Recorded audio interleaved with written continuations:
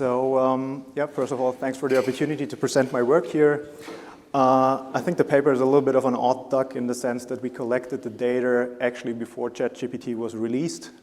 So the focus is less on actually the implications of generative AI and more sort of on a broader conception of technological change. But I do hope that the findings also have implications for the debate on what kind of political consequences generative AI might have in the future.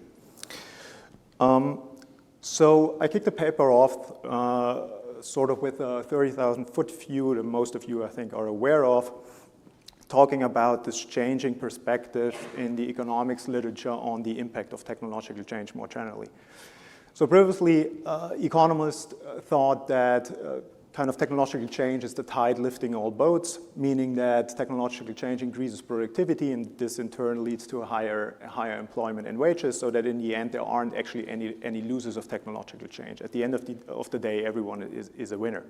This has kind of changed now, and we think more about technological change as sort of being the gains of technological change being asymmetrically distributed between winners and losers.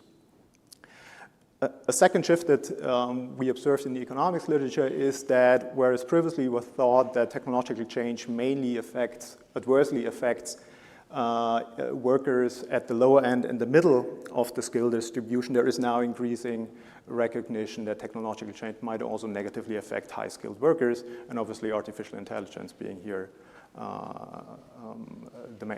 potentially a main driver of that effect.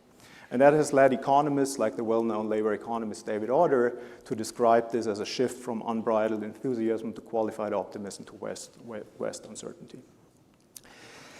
The political science literature, or kind of the tradition that I come from, which is kind of comparative political economy, has tried to pick up on that and try to figure out what the political reaction function of the so-called losers of technological change might look like. And here the focus is on two elements: electoral behavior on the one hand and policy preferences on the other. And there are a lot of people in the room who have actually contributed to these bodies of literature. The main finding when it comes to electoral behavior is that we seem to observe that the losers of technological change tend to vote for right-wing parties, and we heard a presentation this morning in the first presentation of the workshop, which was exactly on that kind of topic. And the second body of literature is on policy preferences, and my previous work is also in this line of research. And here the finding seems to be that the losers of technological change seem to prefer compensation over social investment solutions, which are usually recommended by experts, so it's kind of more education, more retraining. Or that the losers of technological change might demand protectionist policies aimed at slowing down technological change, right? This is sort of the broad overview over the literature. A challenge that all these contributions face is how can we measure risk exposure to technological change, right?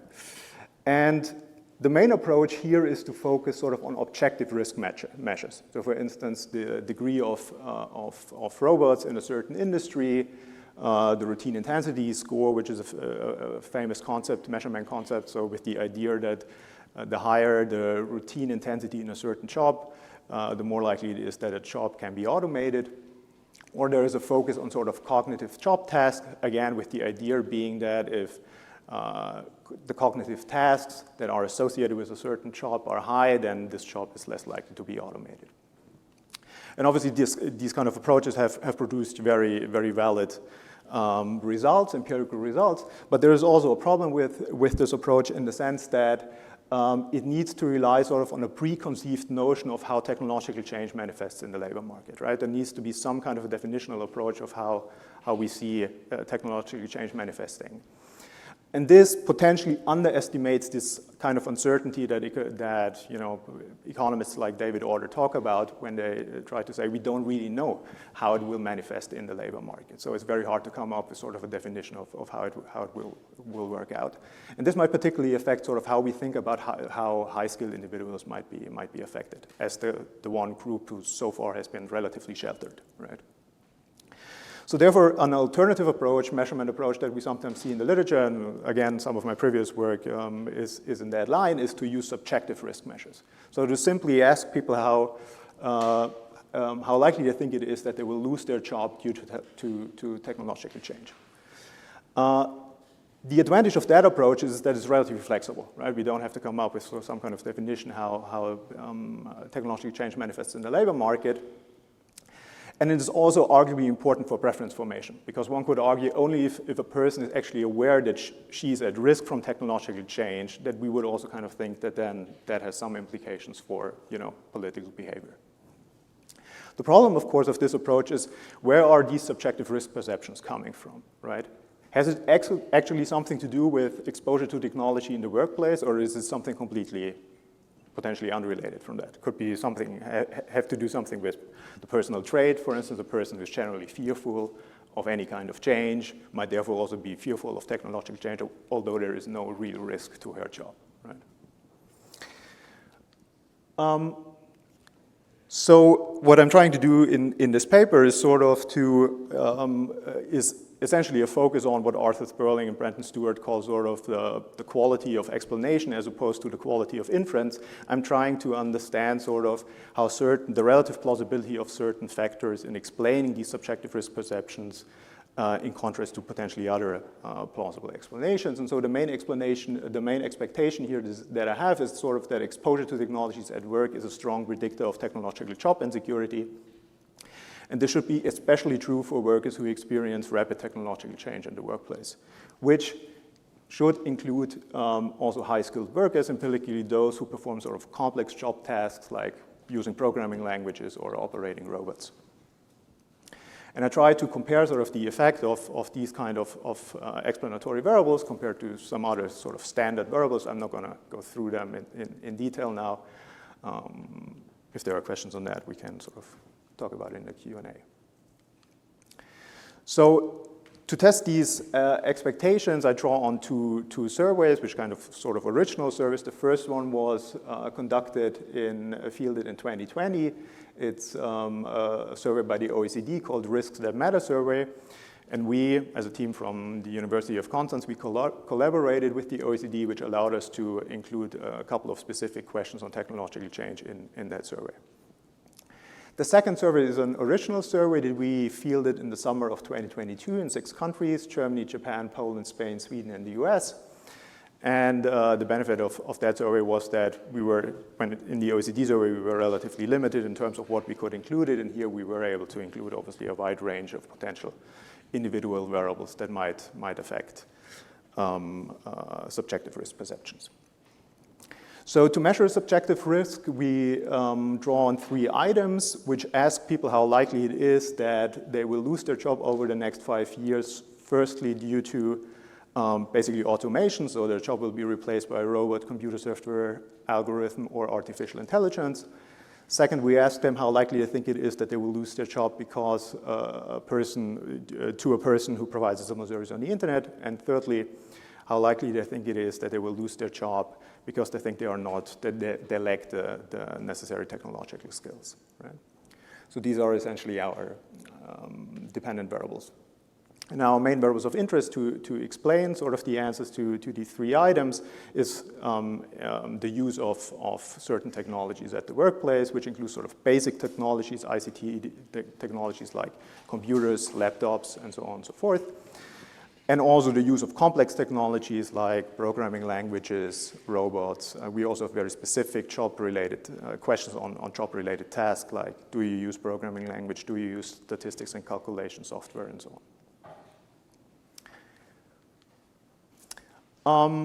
The way that I model that is essentially that I take these 3 items on subjective risk and take them as being reflective of an underlying latent concept, which I call sort of fear of technological change.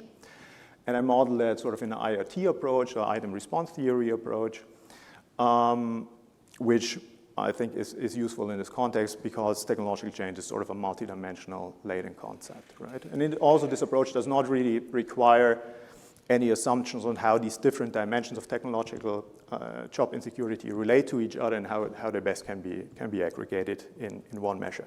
So even if you sort of accept sort of this definition of subjective technological job insecurity, it's still not clear how these three dimensions relate to each other, and that is not something that has to be defined in that kind of a modeling choice.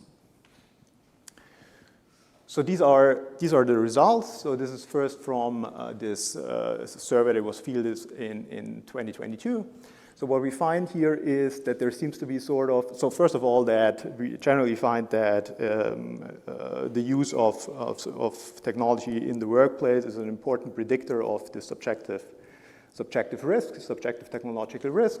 We see that there seems to be sort of an inverse U relationship when it comes to the use of basic technologies. So this again is sort of computers, laptops, and so on and so forth, with people who use them sort of several times a month and several times a week, having relatively high levels of subjective risk, and then it decreases again for those who use these kind of technologies constantly. But interestingly, what we find when it comes to sort of the use of complex technologies is that this is a very strong predictor of subjective risk perceptions. We here see it's not a linear increase, or it's sort of it increases for those who basically use it never to several times a month, but then it stays sort of on a relatively elevated level, this kind of, right? When we break these complex technologies down into certain job tasks, like for instance using calculation and statistics software and using programming languages, we see in particular that it is in this area of using programming languages that workers have a very similar sort of pattern, show a very similar pattern of increasing subjective risk with increasing use of these programming languages. And just briefly sort of comparing it to the other factors, so these are standardized effect coefficients. So we see that, relatively speaking, this use of certain technologies seems to be sort of the most important predictor, or most important predictors in this context. What we see here are predicted probabilities, and again, is this working? No. Okay. And basically show very just reflective of the results that I just showed you, kind of showing that it's in particular the use of complex technologies which seems to be a good predictor of subjective risk. We find very similar results when it comes to the second survey from 2020. There we generally observe higher levels of risk perceptions across the board for reasons we can discuss, but there too it seems to be that the use of complex technology is a very strong predictor of subjective risk perceptions. In that survey, or with this survey data, we have more countries, 25 countries, so we also control for a series of sort of macro level contexts, and what we find in particular here is that the generosity of the welfare state also seems to be an important predictor of these subjective risk perceptions, with higher levels of generosity being associated with generally lower levels of subjective risk. The underlying mechanism of this theoretical expectation was that people who are in these occupations which observe rapid technological change are kind of overwhelmed by the speed of change that they observe. And so here in this analysis, which is also from the OECD data, we have also included the survey item on asking people whether they find the pace of technological change overwhelming. And here we see a very similar pattern to what I just showed you. That is, in particular, people in using these complex technologies who have the sense that the speed of technological change is overwhelming. And it's very similar to the findings I just showed you. So overall, we conclude from that exposure to technology in the workplace seems to be an important predictor of these subjective risk perceptions. That is, in particular, workers using these complex technologies who find it are more likely to find the pace of technological change overwhelming. So, as sort of a general conclusion, we think that subjective risk might provide important insights sort of in the political implications of technological change, in particular when it comes to these groups that we usually sort of perceive as being sheltered. But the analysis also shows that there are other factors affecting subjective job insecurity as well, which means there is always sort of a trade-off between subjective and objective measurement approaches, because no clear identification is possible, of course, when it comes to these subjective risk perceptions. Thank you.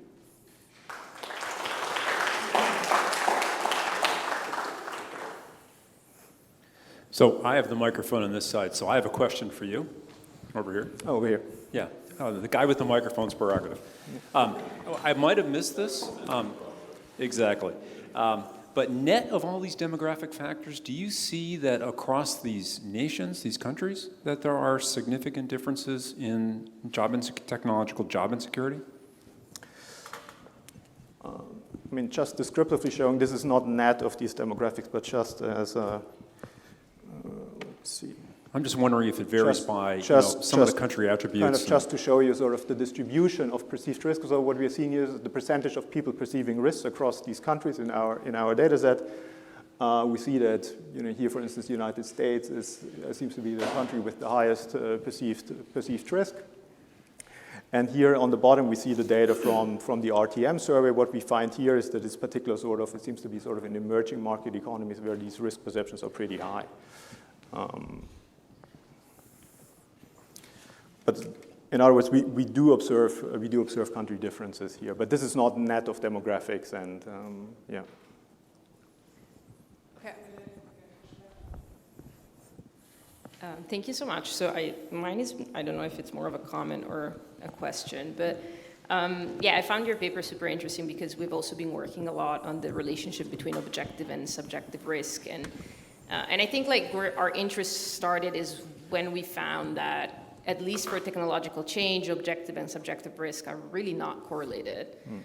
If anything, sometimes they're negatively correlated. And so that sparked an interest in our work. And one thing that I think consistently, most of the findings, I guess, would be consistent with what you find. But one thing that I find interesting that we found in our work is that people who feel more threatened by technology are actually more likely to favor it, to support it, to think it's fair. And we found this very puzzling, and basically investigating this, we figured out that a lot of these people were very highly skilled people. We can think of like the tech workers, very probably. And so I wonder if you have thought about why there might be this inconsistency of these people feeling threatened, but at the same time, at least in our data, being pretty favorable toward technology. And I mean, I've made some speculations, which is probably that they think their tasks might be replaced, but they know that their skills, can probably be put to a different use. But I'm curious to hear what you think, and if you've also have investigated questions of this type, of how they feel about technology. Yeah, one more and then... Good, so yeah. Thank you. I think this is an important step forward here. I think a lot of what we're trying to understand here involves people's either objective or subjective perceptions of risk, and how that then influences a variety of things like political behavior and policy preferences and whatnot. And so it's important to try to disentangle the factors contributing to those perceptions. I wanted to know what you think of your results. The fact that you're observing this nonlinear kind of step function, that any exposure at all really to these technologies is sort of equal in terms of it elevating people's perceptions of risk relative to people who never use the technology. So the fact that that's not a linear increase, I think, is interesting, and really all the work is really between this comparison between the nevers and people who have some exposure. So to what degree do you think that that's capturing actual objective risk? If you never use these technologies, does that mean that you actually are shielded from the impact of AI down the road? Are people correct in their assessments here? And how were you surprised that this was not a linear increase? Okay, I'll take this last one and then let you answer.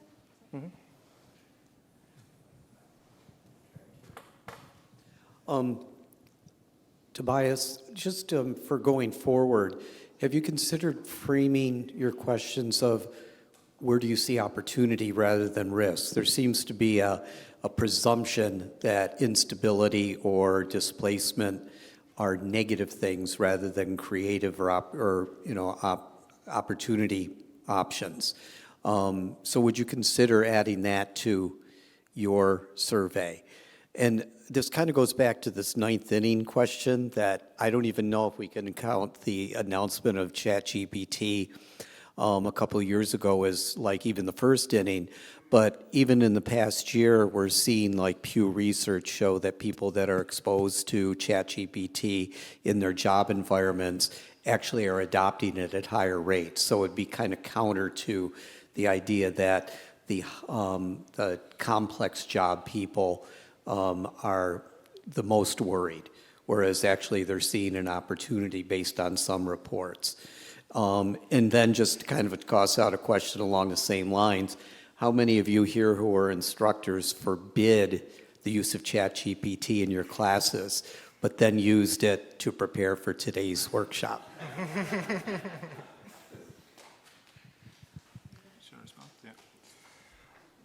Maybe starting with Beatrice's question. I mean,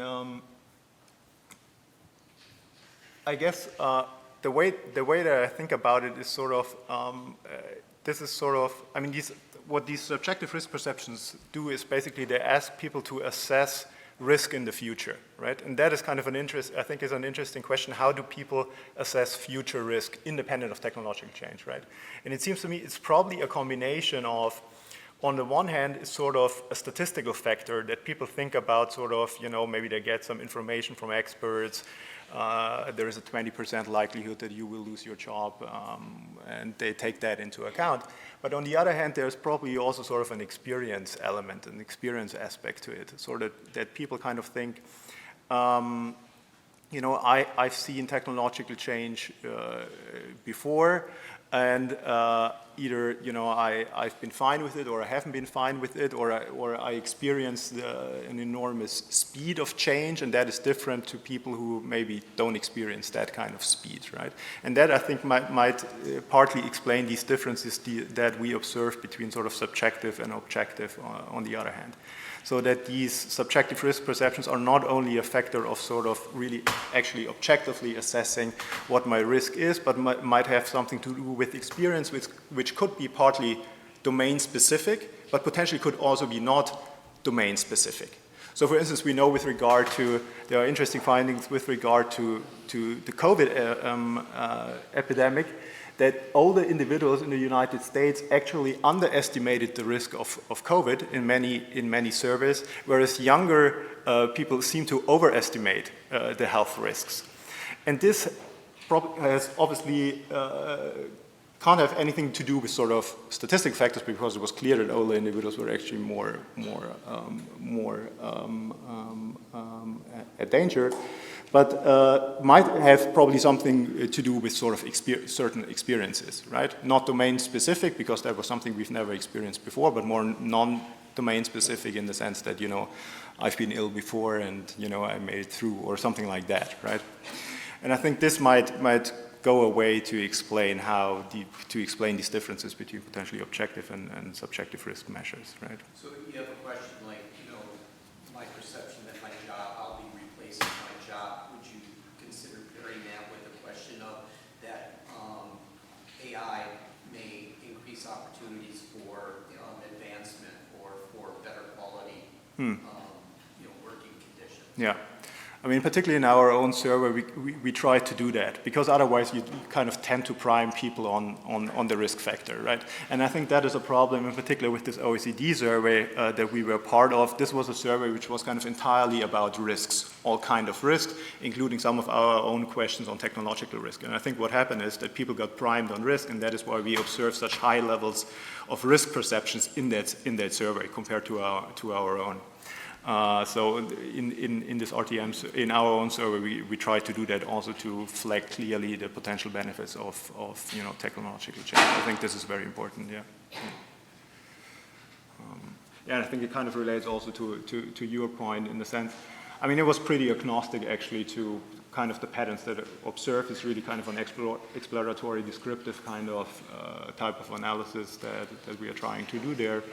But I think what I just said about sort of these two combinations of potentially, statistical information about my risk and also sort of experience, that this might help maybe to explain these patterns in a certain way. But I'm not entirely sure. This is very speculative. So, yeah. So I've let us run kind of over. So I think maybe if anyone has like a broad question or if you'd like to ask, is it for Tobias? Or, so I think maybe we'll do sort of one more and then we'll take the other questions to the coffee break. Does that sound good?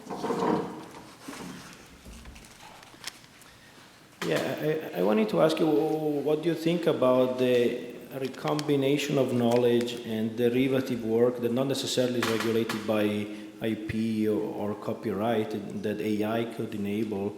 And so I think at scale, if we see it 5, 6 years down the road, probably a lot of people that are not considered experts in any field could derive value, economic value from using AI and their social networks or societal relationship to do some kind of tasks or some type of work, and potentially with a very small amount of time and no learning curve almost. So what do you think this could be the implication on a large scale in society in which you have a lot of value, maybe fragmented and coming into revenues and all of a sudden potentially a lot of time available to spend those money? Do you think that could lead to a new prosperity that is not based on a career or on a traditional, educational growth, but on fragmented knowledge, recomposed, reassessed, rearranged, and from which you can extract value? Well, I think I have to defer on that more to sort of kind of the economic predictions of what the implications of AI will be. Yeah, I feel that is sort of a little bit beyond my pay grade, to be honest. But I mean, what you're saying as a potential scenario, I mean, does make sense to me. It might be that way, but I don't know. It does. I mean, it's potentially, yeah. But yeah, this is of course, yeah. I don't know. Yeah. So I do have some thoughts on that, actually. So like something, as I was saying a little bit in the presentation for low-skilled labor, it's not necessarily the case that like this type of tools are going to substitute them, but they might become complements to them. So like they might be able to perform tasks, like unskilled labor might be able to perform tasks that they couldn't perform before, precisely because they don't have to face that learning curve.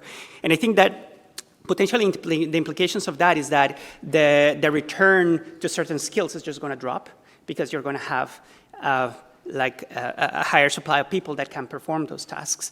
And what is like I'm not entirely sure that is necessarily positive. It's positive in the sense that it might reduce the wage polarization between unskilled and the skilled, but I think it has other implications insofar as if this keeps happening, I think that is going to keep feeding into the gap that we have been seeing that is increasing between the marginal productivity of labor and the marginal return to labor. So I think like that essentially might imply that firms or like the owners of capital are just going to keep becoming more powerful vis-a-vis workers. Great. Please join me in thanking the panel, and we're going to take a quick 10-minute coffee break.